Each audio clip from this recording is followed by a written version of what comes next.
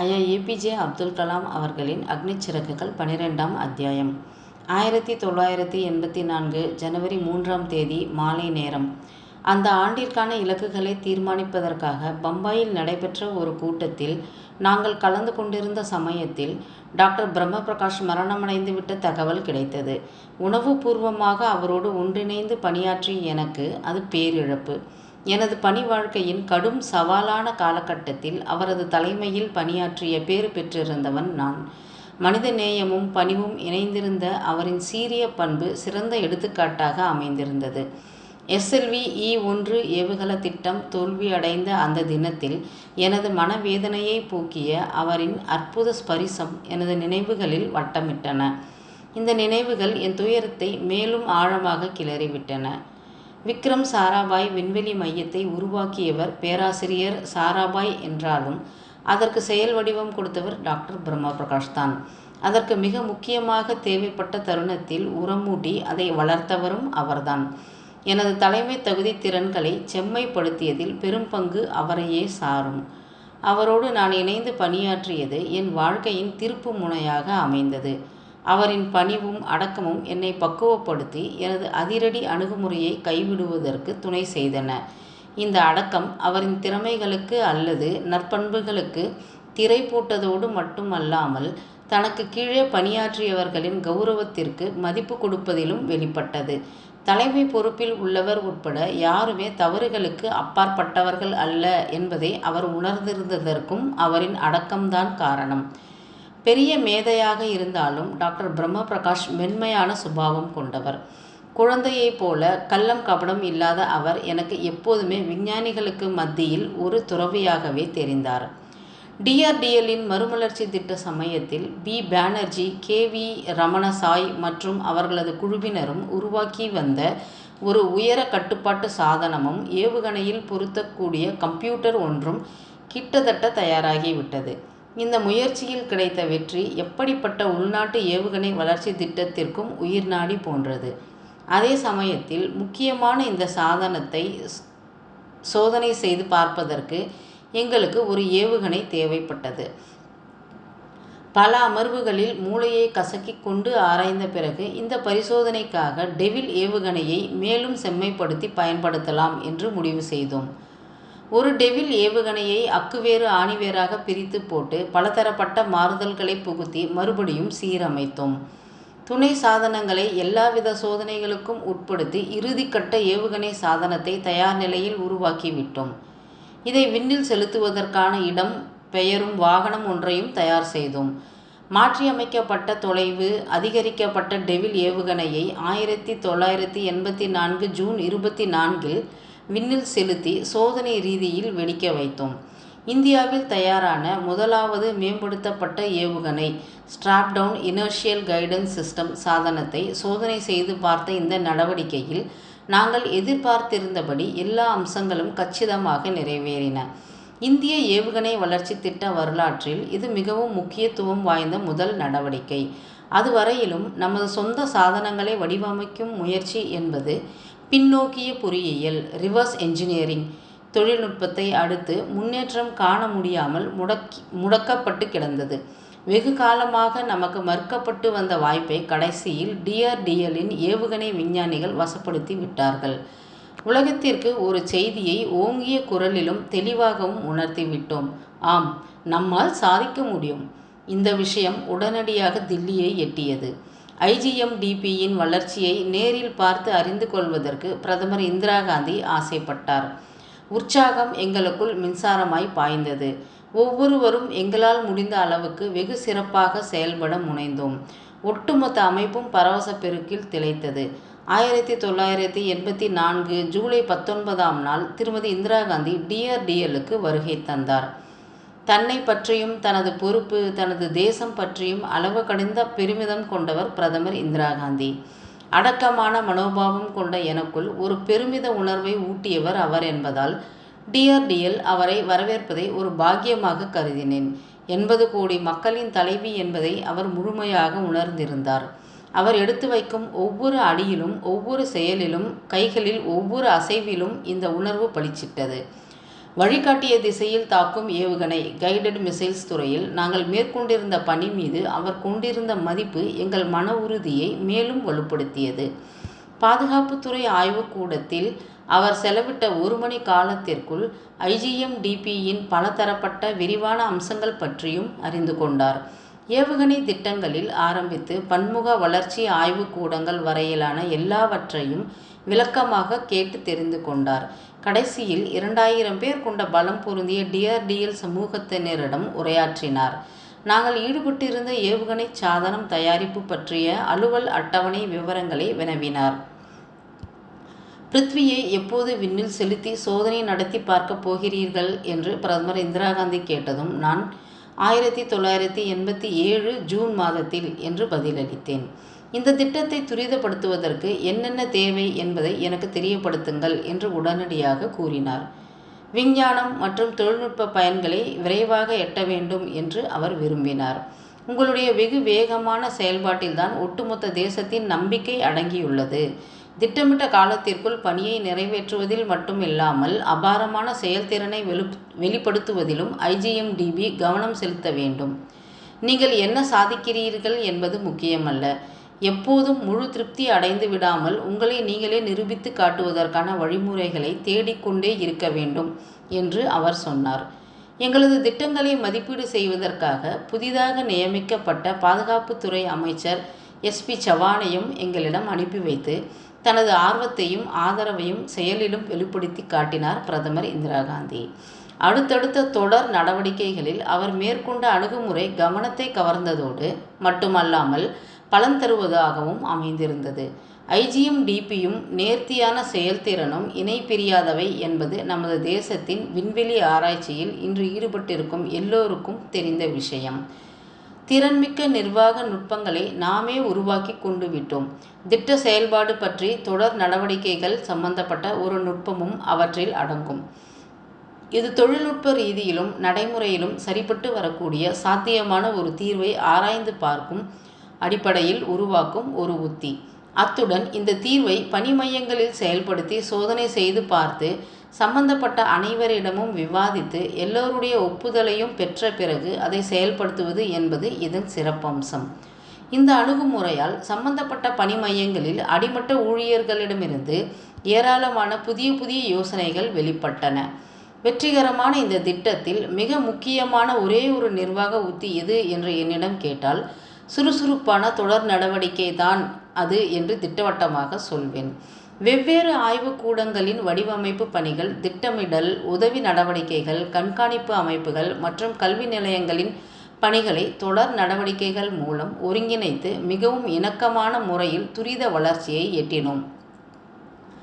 வழிகாட்டிய திசையில் தாக்கும் ஏவுகணை திட்ட அலுவலகத்தில் பணி விதிமுறை எப்படி இருந்தது தெரியுமா? நீங்கள் ஒரு பணி மையத்திற்கு கடிதம் அனுப்ப வேண்டியிருந்தால் ஃபேக்ஸ் அனுப்புங்கள். ஃபேக்ஸ் அல்லது டெலக்ஸ் அனுப்ப வேண்டியிருந்தால் தொலைபேசியில் தொடர்பு கொள்ளுங்கள். தொலைபேசி மூலம் ஆலோசனை நடத்த வேண்டிய அவசியம் ஏற்பட்டால் சம்பந்தப்பட்ட இடத்திற்கு நேரடியாக செல்லுங்கள். இந்த அணுகுமுறை எவ்வளவு சக்தி வாய்ந்தது என்பது 1984 செப்டம்பர் 27ஆம் நாளில் IGMDPயின் நிலவரம் டாக்டர் அருணாச்சலம் விரிவான முறையில் மதிப்பீடு செய்த சமயத்தில் உள்ளங்கை நெல்லிக்கனியாய் தெரிந்தது. பாதுகாப்புத்துறை ஆய்வுக்கூடங்கள், ISRO, கல்வி நிலையங்கள் ஆகியவற்றின் நிபுணர்கள் ஒன்று கூடி நிறை குறைகளை அலசினார்கள். திட்ட அமலாக்கத்தின் முதல் வருடத்தில் ஏற்பட்ட வளர்ச்சி, சந்தித்த பிரச்சனைகள் பற்றியும் ஆராய்ந்தார்கள்.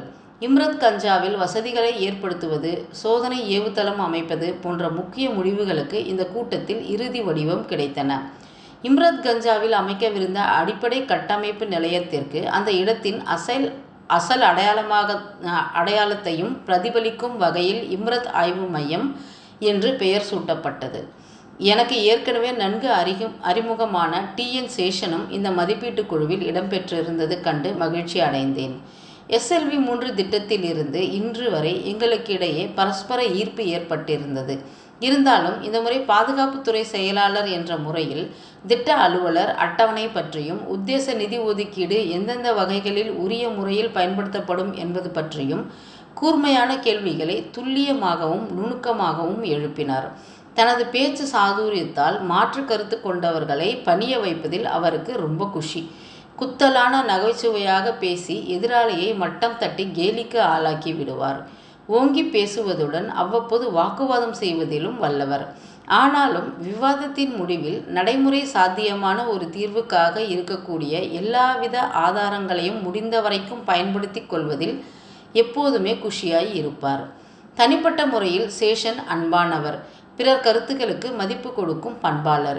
IGM-DPயில் பயன்படுத்தப்பட்ட நவீன தொழில்நுட்பம் குறித்து அவர் எழுப்பிய கேள்விகளுக்கு பதிலளிப்பதில் எனது குழுவினர் மகிழ்ச்சி அடைந்தார்கள். நாமே சொந்தமாக தயாரித்த கார்பன் கூட்டுக்கலவை பற்றி தெரிந்து கொள்வதில் அவர் காட்டிய அதீத ஆர்வம் இன்றும் எனக்கு நினைவு வருகிறது. உங்களுக்கு ஒரு ரகசியத்தை சொல்லட்டுமா? 31 ஆங்கில எழுத்துக்களை கொண்ட எனது முழு பெயரை அவுல் பக்கீர் ஜெய்னுலாபுதீன் அப்துல் கலாம் என்று சொல்லி என்னை அழைப்பதில் சந்தோஷப்படும் ஒரே நபர் இந்த உலகத்திலேயே சேஷன் மட்டும்தான். இந்த ஏவுகணை திட்டத்தின் தொடர் முன்னேற்றத்திற்காக வடிவமைப்பிலும் வளர்ச்சியிலும் உற்பத்தியிலும் பல்வேறு அமைப்புகள் கூட்டு சேர்ந்து பணியாற்றின. 12 கல்வி அமைப்புகள், DRDOவின் ஆய்வுக்கூடங்கள், விஞ்ஞான மற்றும் தொழில்துறை ஆய்வுக்குழு, ISRO தொழில்துறை ஆகியவற்றின் பங்கேற்பு இதன் வளர்ச்சிக்கு உறுதுணையாக அமைந்திருந்தது. தம் அமைப்புகளின் ஆய்வுக்கூடங்களில் 50க்கும் மேற்பட்ட பேராசிரியர்களும் 100 ஆராய்ச்சி மாணவர்களும் ஏவுகணை தொடர்பான பணியில் ஈடுபட்டிருந்தார்கள். இப்படிப்பட்ட கூட்டு முயற்சியால் அந்த ஒரு வருடத்தில் சாதிக்க முடிந்த பணி நேர்த்தியை கண்டதும் எனக்கு ஒரு அபார நம்பிக்கை பிறந்தது. நமது செயல் திட்டங்களை திட்டவட்டமாக தெளிவாக வரையறுத்து கொண்டால் எப்படிப்பட்ட வளர்ச்சி திட்டமாக இருந்தாலும் அதை நமது நாட்டிலேயே மேற்கொள்ள முடியும் என்ற நம்பிக்கைதான் அது. இந்த மதிப்பீட்டு குழு கூட்டத்திற்கு 4 மாதங்களுக்கு முன்பு 1984 ஏப்ரல்-ஜூன் வாக்கில் என்று நினைக்கிறேன், ஏவுகணை திட்டத்தில் ஈடுபட்டிருந்த நாங்கள் 6 பேர் கல்வி நிறுவனங்களுக்கு சென்று சாதிக்கும் ஆர்வத்துடிப்பு நிறைந்த இளம் பட்டதாரிகள் யார் யார் என்று பட்டியலிட்டோம்.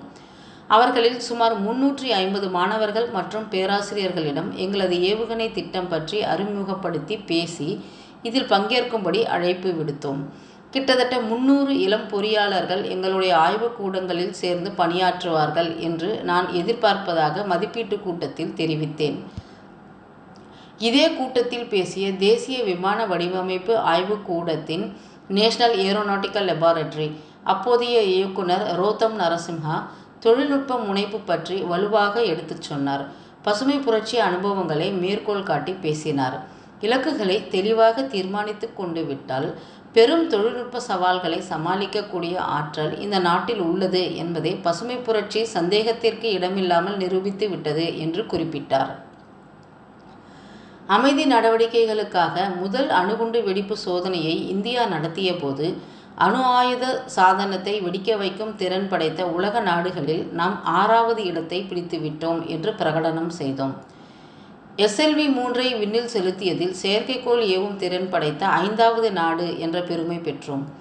தொழில்நுட்ப சாதனையை எட்டுவதில் 1வது அல்லது 2வது இடத்தை நாம் எப்போதுதான் கைப்பற்றப் போகிறோம்?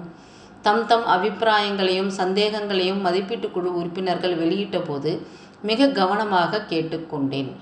அனைவரிடமிருந்தும் வெளிப்பட்ட அறிவுத்திறனில் இருந்து எனக்கு அபரிமிதமான பலன் கிடைத்தது. உண்மையிலேயே அது எனக்கு பெரும் படிப்பினையாகவும் அமைந்தது. பள்ளிக்கூட வாழ்க்கை முழுவதுமே நமக்கு வாசிக்கவும் எழுதவும் படிக்கவும் மட்டும்தான் கற்றுத்தந்திருக்கிறார்கள். கவனிப்பது எப்படி என்று கற்றுத்தரப்படுவதே கிடையாது என்பதுதான் வேடிக்கை. இன்றும் கூட கிட்டத்தட்ட அதே நிலவரம்தான் தொடர்கிறது. பாரம்பரியமாக இந்திய விஞ்ஞானிகள் பிரமாதமான பேச்சாளர்கள். ஆனால் கவனித்து கேட்கும் திறமையை போதுமான அளவுக்கு அவர்கள் வளர்த்து கொள்ளவில்லை. உன்னிப்பாக கவனிக்கும் பழக்கம் கொண்டவர்களாக நாங்கள் இருக்க வேண்டும் என்று தீர்மானம் செய்து கொண்டோம். நடைமுறை பலன் என்ற அடித்தளத்தில் பொறியியல் கட்டமைப்புகள் எழுதப்படவில்லையா? ஒவ்வொரு செங்கல்லும் தொழில்நுட்ப கதை சொல்லவில்லையா? ஆக்கப்பூர்வமான விமர்சனம் என்ற கலவை சேர்த்து செங்கற்களை அடுக்கி கட்டவில்லையா? அடித்தளம் போடப்பட்டு விட்டது. செங்கற்கள் சூளையில் புடம் போடப்பட்டு விட்டன. அடுத்து செங்கற்களை அடுக்கி கலவை பூசும் வேலை என்ற ஒருங்கிணைப்பு பணி மேற்கொள்ளப்பட்டிருந்தது.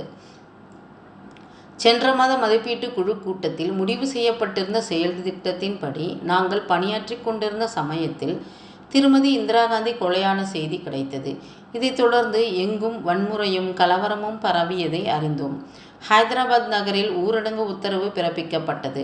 திட்ட மதிப்பீட்டு தொழில்நுட்ப வரைபடங்கள் சுருட்டி வைத்துவிட்டு நகர வரைபடத்தை விரித்து வைத்துக்கொண்டு எல்லா ஊழியர்களையும் பத்திரமாக வீடு கொண்டு போய் சேர்ப்பதற்காக வாகன வசதியை ஏற்பாடு செய்வது பற்றி யோசித்தோம். 1 மணி நேரத்திற்குள் ஆய்வுக்கூடம் வெறிச்சோடி போனது. நான் மட்டும் தன்னந்தனியாக அலுவலகத்தில் உட்கார்ந்திருந்தேன். திருமதி இந்திரா காந்தியின் கொலைக்கான சூழ்நிலைகள் மிகவும் அபசகுனமானவை.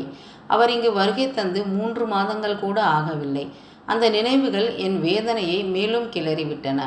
மகத்தான மனிதர்கள் ஏன் இப்படி கொடூர முடிவுக்கு ஆளாகிறார்கள்? இதை போன்ற ஒரு சந்தர்ப்பத்தில் யாரோ ஒருவரிடம் பேசிக்கொண்டிருந்தது எனக்கு நினைவுக்கு வந்தது. கருப்பு நூலையும் வெள்ளை நூலையும் சேர்த்து ஒரு துணியை நெய்திருப்பது போல இந்த பூமியில் நல்லவர்களும் கெட்டவர்களும் சேர்ந்தே வாழ்ந்து கொண்டிருக்கிறார்கள். வெள்ளை நூலோ அல்லது கருப்பு நூலோ எது அறுபட்டாலும் நெசவாளி அந்த துணி முழுவதையும் கவனித்து பார்ப்பார். அத்துடன் தறியையும் கூட பரிசோதித்து பார்ப்பார். ஆய்வுக்கூடத்தை விட்டு காரை வெளியே கிளப்பி வந்தபோது சாலையில் ஒரு காக்கை கூட இல்லை. நூல் அறுபட்டு போன தறியை நினைத்து கொண்டேன். திருமதி இந்திரா காந்தியின் மரணம் விஞ்ஞான சமுதாயத்திற்கு பேரிழப்பு. தேசத்தின் ஆராய்ச்சிக்கு உந்து சக்தி அளித்தவர் அவர். இந்தியா மீளும் தன்மை கொண்ட நாடு என்பதால் ஆயிரக்கணக்கானவர்கள் உயிரிழந்திருந்தாலும் ஏராளமான பொருள் சேதம் ஏற்பட்டிருந்தாலும் இந்திரா காந்தியின் கொலை அதிர்ச்சியை கொஞ்சம் கொஞ்சமாக ஜீரணித்து கொண்டது. அடுத்து அவரது மகன் ராஜீவ்காந்தி இந்திய பிரதமராக பொறுப்பேற்றார். தேர்தலில் போட்டியிட்டு மக்கள் ஆதரவுடன் திருமதி இந்திரா காந்தியின் கொள்கைகளை நடைமுறைப்படுத்தினார். அவற்றில் IGMDPயும் அடங்கும். இம்ரத்கஞ்சாவில் ஏவுகணை தொழில்நுட்ப ஆராய்ச்சி மையம் அமைப்பதற்கான எல்லாவித ஆரம்பகட்ட பணிகளும் 1985 கோடை காலத்தில் முடிவடைந்து விட்டன. 1985 ஆகஸ்ட் 3ஆம் தேதியன்று இம்ரத் ஆய்வு மையத்திற்கு பிரதமர் ராஜீவ்காந்தி அடிக்கல் நாட்டினார். நாங்கள் வளர்ச்சி கண்டிருந்தது குறித்து மிகவும் சந்தோஷப்பட்டார். குழந்தையை போன்ற ஆர்வம் அவரிடம் பளிச்சிட்டது. 1 வருடத்திற்கு முன்பு இங்கு வந்திருந்த அவரது தாயிடம் காணப்பட்ட அதே துணிச்சலும் உறுதியும் அவரிடமும் காணப்பட்டன. ஆனால் ஒரு சின்ன வித்தியாசம். எடுத்த காரியத்தை முடித்தே தீரும் செயல்வேகம் திருமதி இந்திரா காந்தியின் ஆளுமை பணியில் அடங்கி இருந்தது. ராஜீவ்காந்திக்கோ ஒரு வசீகர சக்தி இருந்தது. எவரையும் கவர்ந்திழுத்து காரியம் சாதிக்க வைக்கும் வல்லமை படைத்தது அந்த வசீகரம். இந்திய விஞ்ஞானிகள் சந்தித்த இன்னல்களை தான் உணர்ந்திருப்பதாகவும் வெளிநாட்டு வசதியான வாய்ப்புகளை புறக்கணித்துவிட்டு தாய்நாட்டிலேயே பணியாற்றி வரும் அவர்களுக்கு நன்றி கடன் பட்டிருப்பதாகவும் DRDL குடும்பத்தாரிடம் உரையாற்றும் போது அவர் குறிப்பிட்டார். அன்றாட வாழ்க்கையின் தொல்லைகளில் இருந்து விடுபட முடியாத யாராலும் இந்த மாதிரியான பணிகளில் கவனம் சிதறாமல் ஈடுபட முடியாது என்றும் சொன்ன ராஜீவ்காந்தி, ஒரு விஞ்ஞானிக்கு நல்ல வசதியான வாழ்க்கையை அமைத்து கொள்ள தேவையான அனைத்து ஏற்பாடுகளையும் நம்மால் இயன்ற அளவுக்கு செய்யப்போவதாகவும் உறுதியளித்தார். அவர் வந்து சென்ற 1 வாரத்திற்குள் அமெரிக்க விமானப்படையின் அழைப்பை ஏற்று டாக்டர் அருணாச்சலத்துடன் அமெரிக்காவுக்கு பயணமானேன். தேசிய விமான வடிவமைப்பு ஆய்வுக்கூடத்தின் ரோத்தம் நரசிம்ஹாவும் HALஇன் KK கணபதியும் எங்களுடன் வந்திருந்தார்கள். வாஷிங்டனில் உள்ள அமெரிக்க இராணுவ தலைமையகமான பென்டகனில் எங்கள் பணி முடிந்ததும் லாஸ் ஏஞ்சல்ஸில் உள்ள நார்த்ராப் கார்ப்பரேஷனை பார்வையிட புறப்பட்டோம். அங்கு செல்லும் வழியில் சான் பிரான்சிஸ்கோவில் இறங்கினோம். இந்த வாய்ப்பை பயன்படுத்தி கொண்டு என் அபிமான எழுத்தாளர் ராபர்ட் ஷுல்லர் நிர்மாணித்திருந்த படிக தேவாலயத்திற்கு கிறிஸ்டல் கத்தீட்ரல் சென்றேன். முழுக்க முழுக்க கண்ணாடியாலேயே செய்ய அமைக்கப்பட்டிருந்த இதன் பளபளக்கும் அழகில் பிரமித்து போனேன். ஒரு முனையிலிருந்து மறுமுனைக்கு 400 அடிக்கும் அதிகமான நீளம் கொண்ட 4 முனை நட்சத்திர வடிவில் இந்த தேவாலயத்தை கட்டியிருந்தார்கள். ஒரு கால்பந்தாட்ட மைதானத்தை விட 100 அடி தூரம் அதிக நீளம் கொண்ட அதன் கண்ணாடி கூரை விண்ணில் மிதந்து கொண்டிருப்பது போல் அமைக்கப்பட்டிருந்தது. லட்சக்கணக்கான டாலர் நிதியை நன்கொடை மூலம் திரட்டி இந்த ஸ்படிக தேவாலயத்தை ஷுல்லர் நிர்மாணித்திருந்தார். யாருக்கு பெருமை போய் சேரும் என்பதை பொருட்படுத்தாமல் செயலாற்றுபவர்கள் மூலம்தான் மகத்தான காரியங்களை இறைவனால் நிறைவேற்ற முடியும். தான் என்ற மமதை போயாக வேண்டும் என்று எழுதுகிறார் ஷுல்லர். கடவுள் உன்மீது நம்பிக்கை வைத்து வெற்றியை அருளுவதற்கு முன்பு அந்த பெரும் பரிசை கையாளும் பணிவு உன்னிடம் இருக்கிறதா என்பதை நீ நிரூபித்தாக வேண்டும் என்கிறார் அவர். ஷில்லரின் தேவாலயத்தில் ஓர் உதவி வேண்டி இறைவனிடம் பிரார்த்தித்தேன். இம்ரத் கஞ்சாவில் ஓர் ஆராய்ச்சி மையத்தை உருவாக்குவதற்கான உதவி அது. அந்த ஆராய்ச்சி மையம்தான் எனது ஸ்படிக தேவாலயம். இத்துடன் அத்தியாயம் 12 முற்றிற்று.